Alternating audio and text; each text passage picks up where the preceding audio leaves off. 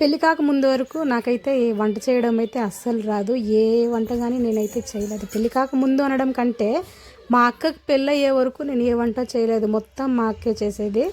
So మా అక్కకి ఇంకొక 1 వీక్లో మ్యారేజ్ ఉంది అనగా నాకు ఫస్ట్ అన్నం ఎలా అదే అన్నం వంచి గంజి వంచి అన్నం చేస్తారు కదా, అది ఇంకొక వారంలో పెళ్ళి ఉందనగా ఫస్ట్ అది నేర్పించింది నాకైతే.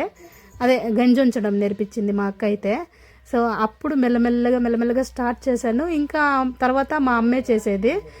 మళ్ళీ మా అక్క డెలివరీ అయ్యి మా అక్కకి బాబు పుట్టాడు. ఆ డెలివరీ అయ్యి హాస్పిటల్లో ఉంటే మేము కొంచెం దూరంలో ఉండేవాళ్ళము. కాలనీ అదే ఒక 3 కిలోమీటర్స్ టౌన్కి మేము ఉండేదానికి 3 కిలోమీటర్స్ దూరంలో ఉండేవాళ్ళము. సో హోటల్ ఫుడ్డే అంత మంచిది కాదనేసి ట్రై చేసి చూద్దామనేసి ఒకరోజు అయితే నేను ఇంట్లో పప్పు, రసము, అప్పడాలు, అన్నం అయితే ట్రై చేశాను. ట్రై చేసి హాస్పిటల్కి అయితే తీసుకెళ్ళాను. అందరూ టేస్ట్ చేసి ఉప్పు కొంచెం తగ్గింది, అయితే మాత్రం పర్వాలేదు బాగానే ఉంది అన్నారు.